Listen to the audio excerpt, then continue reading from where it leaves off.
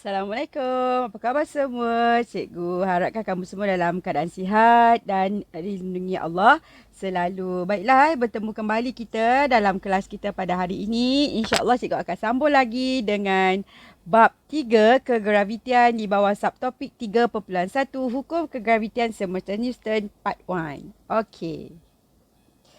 So, hello gravity. Sila pasangkan tali pinggang anda dan bersedia. Kita akan mulakan sebentar lagi. Baiklah, kita tengok dulu apakah objektif pembelajaran kita pada hari ini. So, objektif kita ada 4.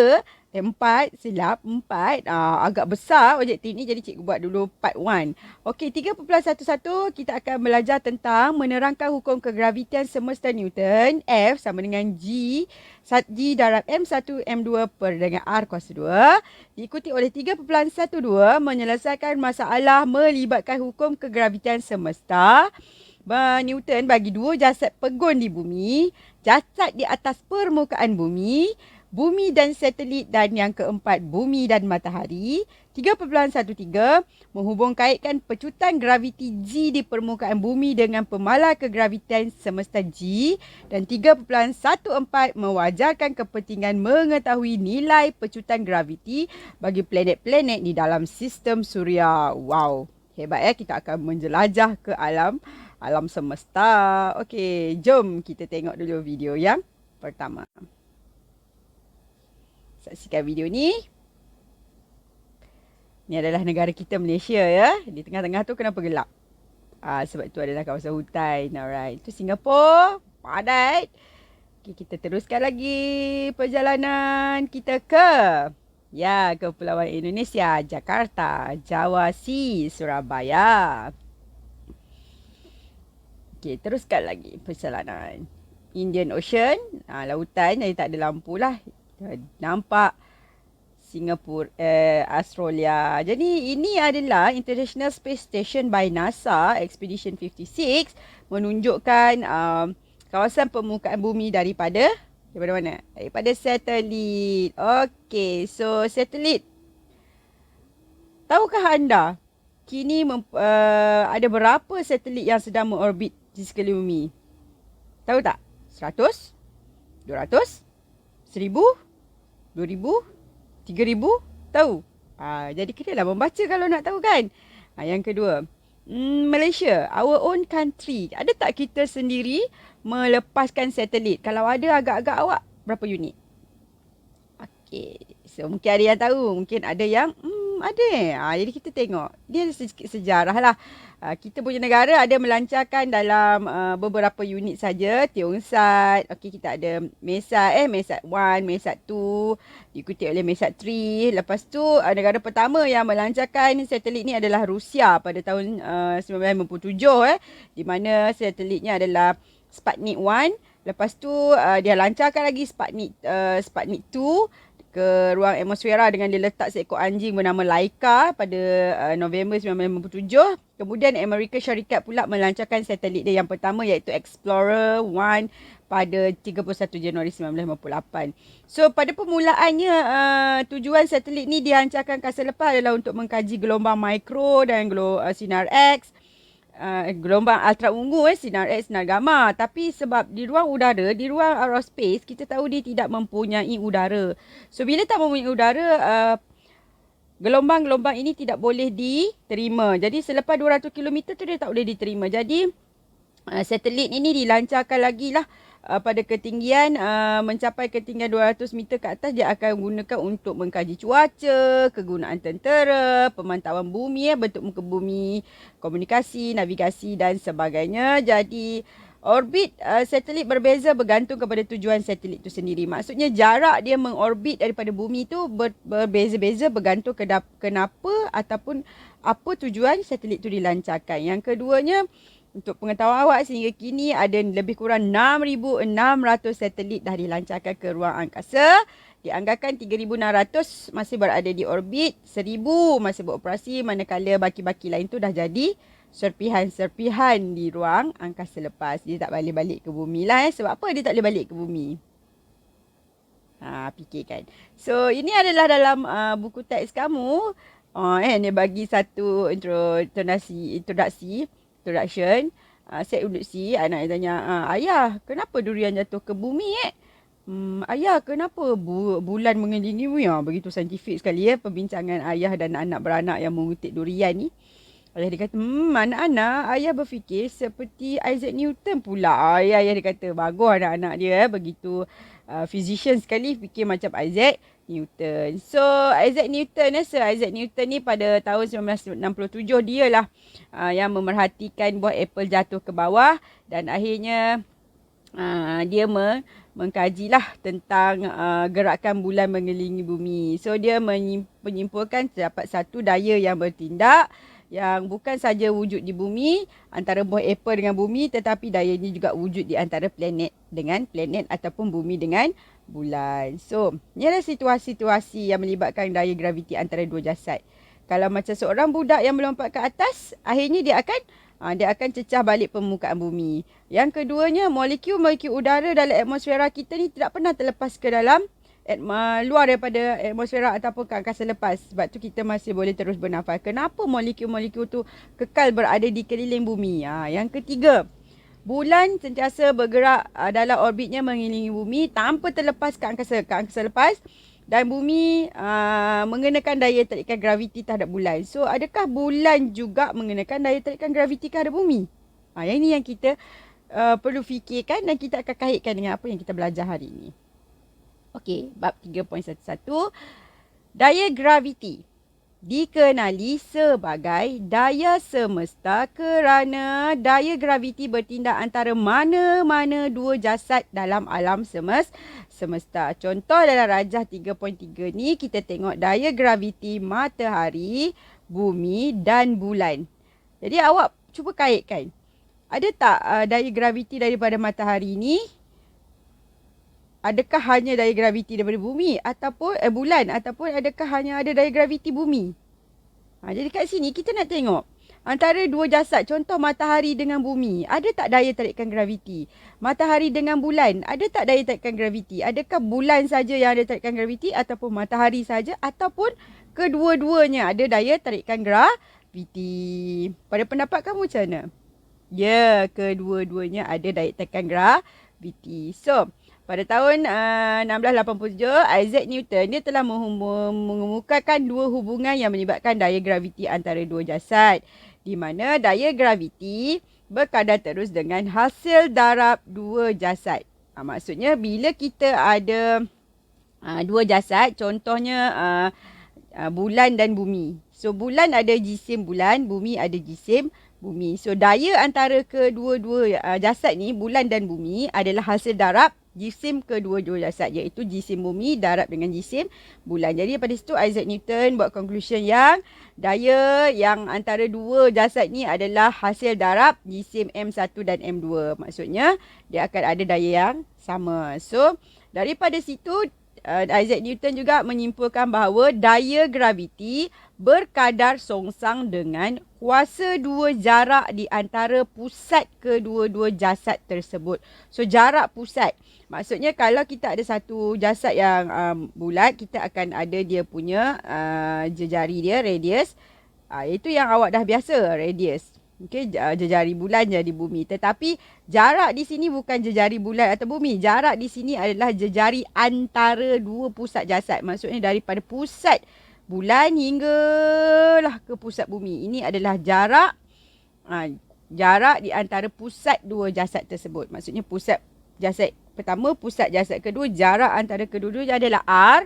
So, daripada situ Isaac Newton buat conclusion yang daya graviti berkadar songsang dengan R kuasa 2. Maksudnya jarak antara kedua-dua pusat jasad ini dikuasa 2 kan, daya gravitinya adalah berkasar songsang. So, daripada situ Sir Isaac Newton ada dua conclusion, maka dia akan dapat formula daya graviti antara dua jasad dalam alam semesta adalah F berkadar terus dengan M1 darab M2 perkan dengan R kuasa 2. Jadi dia akan jadi F berkadar terus dengan jisim jasad 1 darab jisim jasad 2 perkan dengan jarak antara pusat kedua-dua jasad R kuasa 2. So itu antara dua jasad. Okey, antara dua jasad. So daripada situ, mengapakah daun layu bergerak jatuh ke bawah bumi? Kita tahu sebab bumi ni kita ada daya tarikan graviti. Hal ini menyebabkan daun dan bumi bergerak mendekati satu sama lain. Oleh kerana jasad bumi, jisim bumi itu terlalu besar, okey, sangat besar berbanding sehelai daun. Jadi, daya graviti tidak akan terkesan dengan ketara ke atas pergerakan bumi. Oleh itu, kita hanya nampak perhati yang daun tu tertarik ke bumi. Hakikatnya, antara daun dan bumi ada tarikan graviti masing-masing. Tapi sebab jisim daun tu terlalu kecil, jadi kita hanya nampak daun saja bergerak ke bumi, ditarik oleh graviti bumi yang lebih besar. Sebab kat sini dia, Isaac Newton beritahulah daya graviti ni berkadar terus dengan hasil darab M1 darab M2. Okey. Seterusnya, hukum kegravitian semesta Newton menyatakan bahawa daya graviti antara dua jasad adalah berkadar terus dengan hasil darab jisim kedua-dua jasad dan berkadar songsang dengan kuasa dua jarak di antara pusat dua jasad tersebut. Panjang nafas panjang nafas. Jadi kini hukum ni tolong ingat. Nak ingat dia mudah. Tips dia, kamu ingat formula. F ialah daya graviti antara dua jasad. G ni adalah pemalar kegravitian ya. Nilai dia 6.67 darab 10 kuasa negatif 11 Newton meter kuasa 2 per kg negatif 2.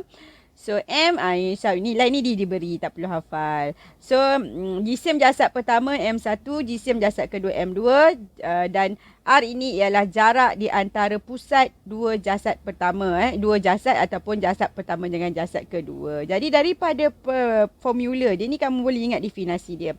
Iaitu daya graviti berkadar terus dengan hasil darab jisim antara dua jasad dan berkadar songsang dengan jarak antara dua pusat jasad kuasa 2. So, ini penting. Formula pertama yang kita jumpa F sama dengan G M1 M2 per R kuasa 2. Okey, cuba kita selesaikan satu soalan. Hitungkan daya graviti antara sebiji buah durian dengan bumi. Jadi kat sini kita ada jisim durian 2 kilogram. Jisim bumi 5.97 darab 10 kuasa 24 kilogram. Jarak di antara pusat durian dengan pusat bumi ialah 6.37 darab 10 kuasa 6 meter. So awak dah faham, ini durian, ini kita punya bumi.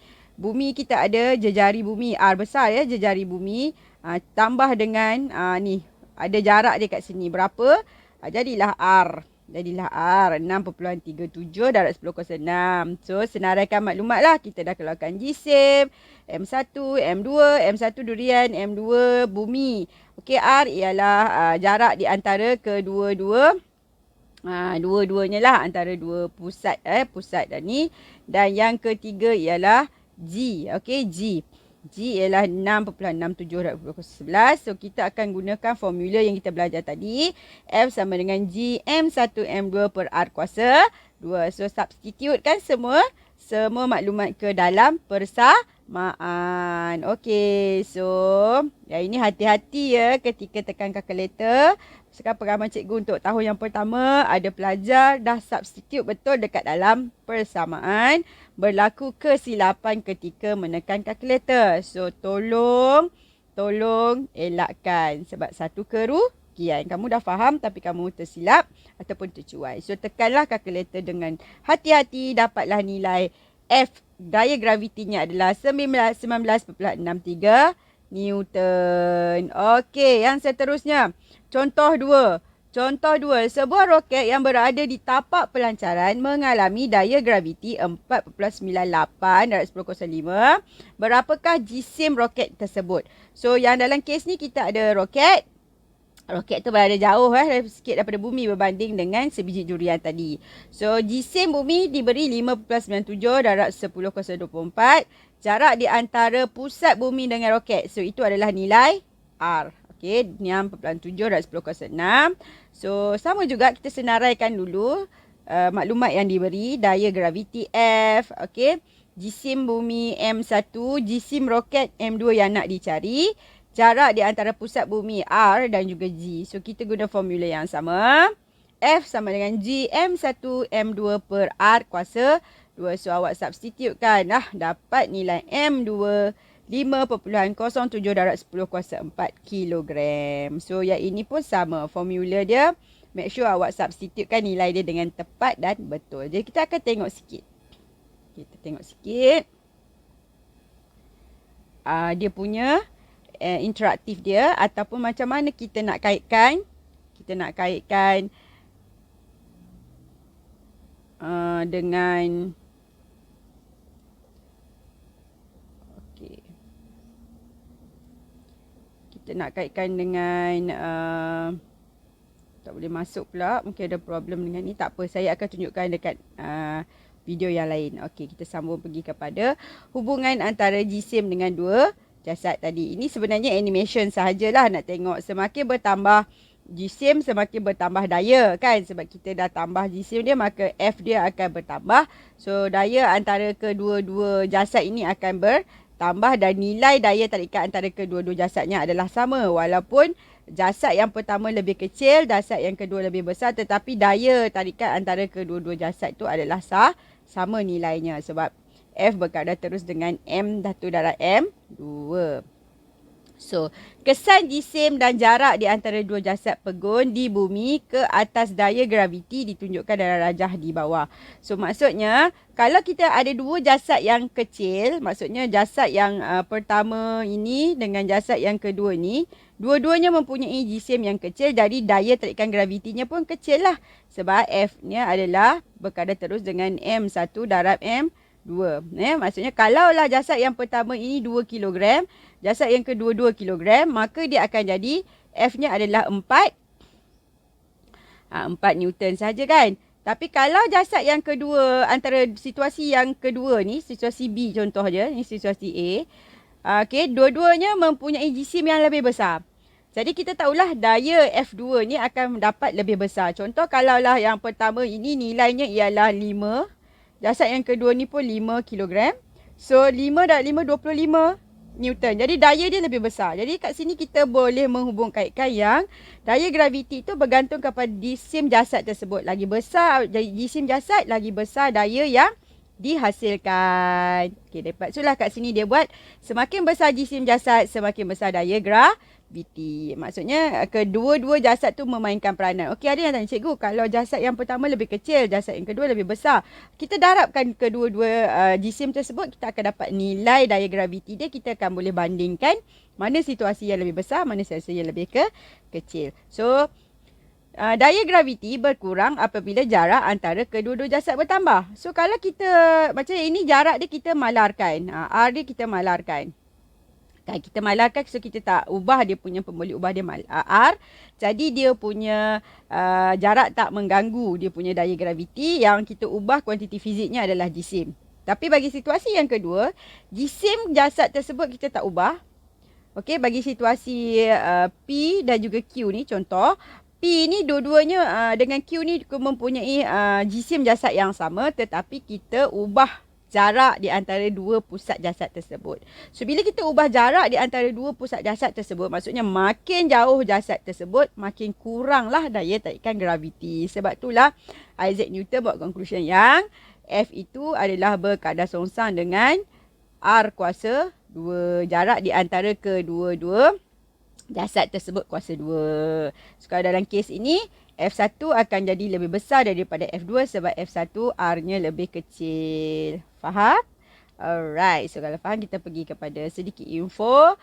Walaupun daya graviti merupakan daya semesta, dua orang di permukaan bumi tidak akan melepasi kesan daya graviti antara satu sama lain. Hal ini kerana daya graviti antara dua jasad berjisim kecil mempunyai magnitud yang sangat kecil. Contohnya, dua orang yang mempunyai jisim 50 kg dan 70 kg hanya mengalami daya sebanyak 2.3 darab 10 kuasa negatif 7 Newton jika mereka berdiri 1 meter antara satu sama. Jadi kalau kita dengan kawan kita, tak adalah kita berdiri je melekat. Sebab apa? Kawan kita ada daya graviti yang lebih besar. Tak ada, sebab kita, jisim kita sangat kecil nak dibandingkan dengan dua jasad di alam semesta. Alright. Seterusnya, Menggunakan persamaan Newton untuk menyelesaikan beberapa masalah. Contoh yang pertama, kira daya tekan graviti antara bumi dan seorang pelajar berjisim 70 kilogram jika pelajar itu berada pada aras laut dengan jarak 6.38 darab 10 6 dari pusat bumi. So, maksudnya apa? Maksudnya ada seorang berdirilah di atas permukaan bumi. So, kita tahu pusat bumi ni ada kita punya R iaitu jejari dia. Dan jisim orang ni 70 kilogram. Alright. So, jisim bumi memang 5+98 24 kilogram lah. So, kita nak dapatkan nilai apa? Kita nak cari nilai daya tarikan graviti. So, kita masukkanlah ke dalam formula F sama dengan G M1 darab M2. Okay, M1 ni M bumi, M2 ni M pelajar tadi. Bahagikan dengan R. R ambil nilai yang diberi. Darab 6.38 darab 10 6. So, dapatlah daya gravitinya ialah 68.6 Newton. Actually, kalau awak kaitkan dengan berat, kita dah belajar dalam satu topik bab 2, W sama dengan mg. Okay, berat daya kan. Berat ni adalah daya M darab dengan daya tekan graviti, kita dapat nilai yang sama. So, tapi ini antara orang dengan permukaan bumi. So, kita boleh kaitkan dengan. Tapi kalau kita nak sebut tentang situasi yang kedua ni, daya tekan bumi dengan seorang balik 70 kg jika dia berada dalam kapal terbang. Maksudnya dia dah berada pada jarak yang melebihi daripada permukaan bumi. Jadi R dia dah berubah lah. Dia bukan lagi R nya 6.6. Dia bukan nilai yang sebelum ni tadi kan. 6.67 darab 10 kuasa. Jaraknya 6.38 darab 10 kuasa 6 kan. So kat sini dia berubah sikit lah sebab dia dah berada pada satu jarak jauh sikit daripada permukaan bumi, iaitu 6.39 darab 10 kuasa 6. Beza sikit dengan yang tadi. So, nilainya pun akan dapat sedikit berbeza. Di mana awak boleh perhatikan yang pada dalam keadaan dalam kapal terbang, gravitinya lebih kecil sedikit berbanding dengan bila mana dia berada di atas permukaan bumi. 6.86 berbanding 6.84. Okey, tadi di masa dia berada di atas permukaan bumi ni, atas permukaan bumi. So, bila dia berada pada jarak yang jauh sikit daripada permukaan bumi, dia dapat 6.84 Newton. Jadi kat sini kita dapat kaitkan yang apa yang dikatakan oleh Newton tadi. Apabila jarak pusat di antara kedua-dua objek itu bertambah, nilai daya gravitinya akan berkurang. Sebab situasi ni kita gunakan pelajar yang mempunyai jisim yang sama, 70 kilogram. So, faham? Dapat faham? Okey, faham. Good. So, menghubung kaitkan antara pecutan graviti G kecil di permukaan bumi dengan pemalar kegravitian semesta G besar. Daripada hukum gerakan Newton kedua, ini awak dah belajar. F sama dengan M A. F sama dengan M A. Apabila melibatkan pecutan graviti G, kita ubah dia F sama dengan mg. Sama macam awak belajar berat sama dengan M darab graviti. So, berat tu adalah daya. So, kita boleh tuliskan dia sebagai F sama dengan mg. Daripada hukum kegravitian semesta Newton, tadi kita dah dapat persamaannya F sama dengan G M1 M2 per R kuasa 2. Jadi, macam mana kita nak tengok hubungan antara G kecil dengan G besar? G graviti bumi dengan G daya graviti kegravitian semesta Newton. So, kita gabungkan persamaan ni. F gerakan Newton 2 sama dengan gerakan graviti Newton semesta. F mg, F g m1 m2 per R kuasa 2. So, kita samakan kedua-dua persamaan ini. Okey. Mg, so m2g. So, m1 ni kita assume sebagai jisim bumi lah. So, objek lain tu kita assume sebagai m2. So, m2 darab g sama dengan g m1 m2 per R kuasa 2. Samakan dua-dua persamaan. Batalkan faktor M2 sebab berat. Benda tu terlalu kecil. So, kita boleh cancel out M2. So, tinggallah G sama dengan G besar M1 per R kuasa 2. So, kita G dapatlah G sama dengan, okey, graviti sama dengan pemalar kegravitian semesta Newton M1 per R kuasa 2. So, ini adalah hubungan antara G dengan G. Okey, G ni ialah graviti bumi, pecutan graviti bumi. G besar ialah kegravitian semesta Newton. Okey, pemalar kegravitian semesta. So, G, kita tulis lagi sekali ya. G sama dengan pemalar kegravitian semesta darab M1 darab M2 per R kuasa 2. So, ini persamaan yang kedua. Okey. So, next. Kamu boleh lengkapkan dalam, ni masukkan dalam nota. Ini cikgu suruh kamu buat semula saja. Okey. Variasi nilai pecutan graviti dengan jarak R daripada pusat bumi. So, kalau kita tengok. Tadi cikgu dah terangkan ada situasi kita ada di permukaan bumi. Pada ketinggian H kosong. Di kedudukan H dari permukaan bumi. Di mana R ni adalah R, jejari bumi tambah dengan ketinggian objek tersebut berada. So, daripada sini awak akan dapat dua formula lah. So, situasi yang pertama, kalau objek tu betul-betul berada di atas permukaan bumi, kita boleh dapatkan nilai pecutan graviti di permukaan bumi dengan formulanya adalah G sama dengan Gm per R kuasa 2. Okey, Gm per... tadi persamaan saya silap sikit. Ni tak ada M2. Okey, Gm1 per R kuasa 2. M1 ni adalah jisim bumi. Maaf ya. Okey, sambung balik. So, Gm per R kuasa 2. M ni ialah kita abaikan jisim yang kecil. So, Gm per R kuasa 2. So, ini jika objek tu berada di atas permukaan bumi. So, R ni kita ambil jejari bumi. Tetapi jika objek itu, contoh satelit ini, berada di atas ataupun di luar daripada permukaan bumi, formulanya akan jadi R tambah H. Jadi awak kena clear situasi yang diberi kepada awak, adakah objeknya betul-betul di atas permukaan bumi ataupun dia berada melebihi daripada permukaan bumi. Jika dia melebihi pada permukaan bumi, formulanya adalah G, pecutan graviti bersamaan dengan pemalar kegravitian G darab dengan M perkan dengan R besar tambah H. Okey, R kita yang kecil ni dah jadi R besar tambah H. Kerana apa? Kerana jejari bumi tambah dengan jarak daripada permukaan bumi ke objek yang kita nak kira pecutan gravitinya. Faham? So, ada dua situasi. Satu, yang ini berada lebih daripada permukaan bumi. Yang ini berada di permukaan bumi. So, make sure awak clear informasi yang diberi. Okay? So, kita tengok contoh.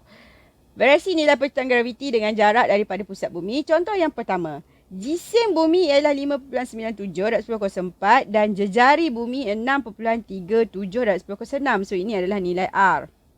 Hitungkan pecutan graviti di permukaan bumi. So, sebab dia ada perkataan di permukaan, formulanya adalah G sama dengan Gm per R kuasa 2. So, kita substitutekan saja. Dapatlah nilai yang awak dah pelajari dalam bab 2. G sama dengan 9.81 meter per saat kuasa 2. Jelas? Ni di permukaan bumi. Jelas ya? So, situasi yang kedua. Contoh yang kedua. Sebuah satelit pengimejan radar mengorbit mengelilingi bumi pada ketinggian 480 km. Jadi, situasi ni kita ada bumi. Awak tahu kita ada bumi, ada R dia. Lepas tu satelit tu berada di sini. Ini satelit tu. Jadi kat sini kita ada apa? H lah.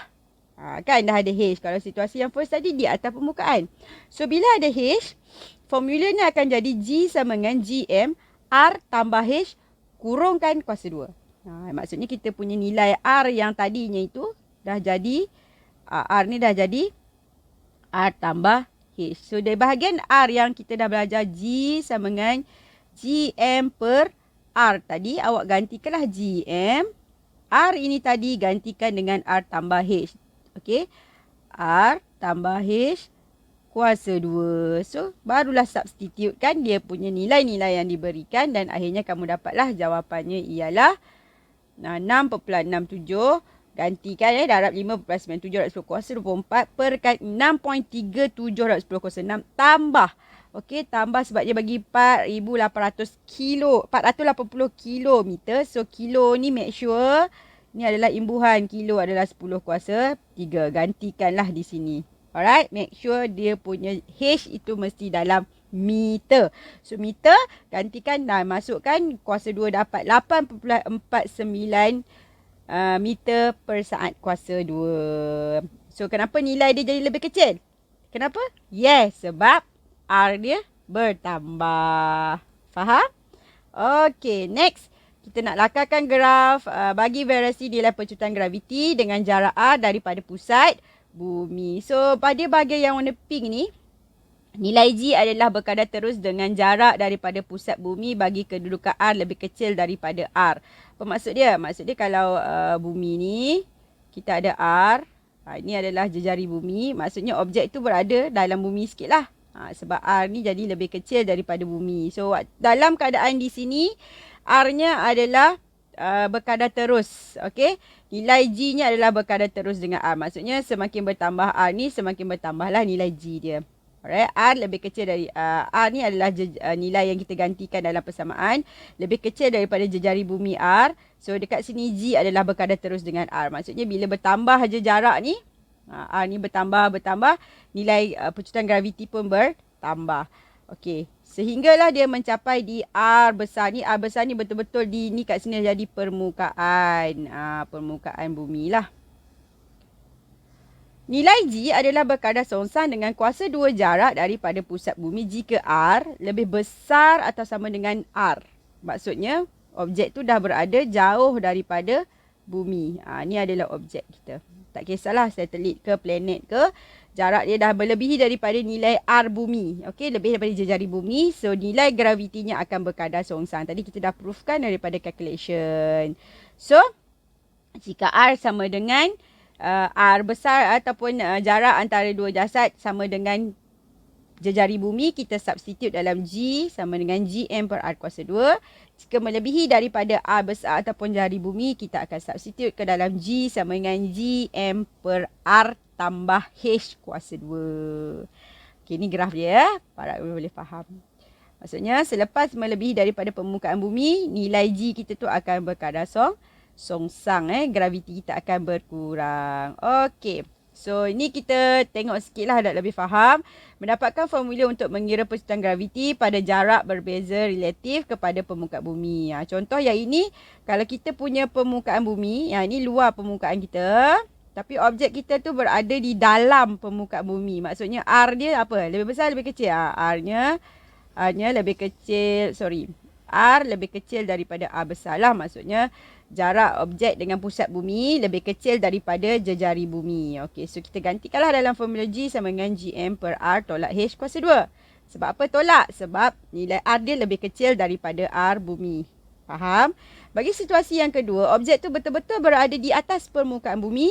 G sama dengan GM per R kuasa 2. Kita terus ambil saja nilai R ataupun radius of Earth tu, jari bumi tu, kita substitute saja R kuasa 2. So, ini formula yang kedua bagi situasi di atas permukaan bumi. Dan bagi situasi yang melebihi daripada permukaan bumi, kita buat formulanya adalah G sama dengan GM per R tambah H kuasa 2. Cikgu harap kamu dapat ya 3 situasi ni. Jadi, ini adalah nilai-nilai graviti daripada objek daripada bumi dengan permukaan objek lah. Kalau antara dua objek, contohnya kalau 100 km above surface, maksudnya above surface ni maksudnya macam yang situasi yang pertama tadi lah, bumi, objek tu berada di dalam. Okey, ni objek kita, dia berada di dalam. Kalau jarak dia 1000 km lah daripada pusat graviti bumi tu, daripada 1000 km above surface, maksudnya ini permukaan diturun ke bawah 1000 km. Nilai gravitinya adalah 7.33 berbanding di permukaan bumi. Permukaan bumi lebih besar, 9.81.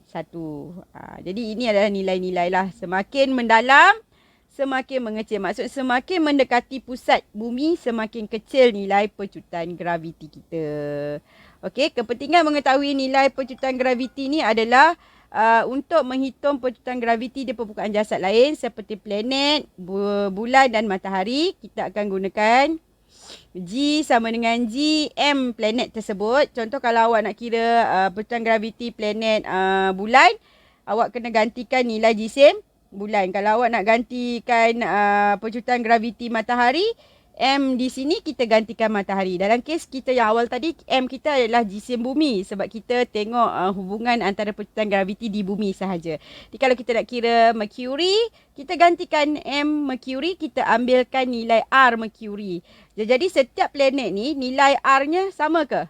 Berbezalah sebab bergantung kepada saiz planet tersebut. Lagi besar dia punya radius, lagi besar ke lagi kecil dia punya graviti? Yes, lebih besarlah dia punya graviti sebab dia punya G adalah berkadar terus dengan M. Alright, berkadar terus dengan M. Sebab lagi besar objek tu sebenarnya lagi besar lah jisim dia kan. Tetapi jejari dia juga memainkan peranan R kuasa 2. So, Mercury, Venus, Mars, Jupiter serta Uranus, Neptune dan Pluto, awak boleh perhatikan nilai G-nya berbeza. So, nilai planet mana yang mempunyai percutan graviti yang lebih besar? Kita boleh tengoklah. Yang mana? Alright, 26. So, Jupiter. Jupiter mempunyai nilai percutan graviti yang lebih besar. Kerana apa? Kerana Jupiter mempunyai jisim yang sangat besar. 190,127 dan dia punya radius dia 6.98, darab 10 kuasa 7. So, daripada sini kita substitute ke dalam G sama dengan G, M planet perkan dengan R kuasa 2. Jadi, kita dapatlah nilai percutan graviti Jupiter yang paling besar. Diikuti oleh planet-planet yang lain. Bumi 9.81. Okey. So, kita akan sambung lagi penerangan berkaitan dengan hukum gravitian Newton ni di bawah subtopik yang pertama dalam kelas yang akan datang. So, sampai sini dulu daripada cikgu. Assalamualaikum. Cikgu harap kamu faham. Jika ada yang tak faham, boleh PM dan tanya cikgu. Okey, Assalamualaikum warahmatullahi taala wabarakatuh. Bye semua.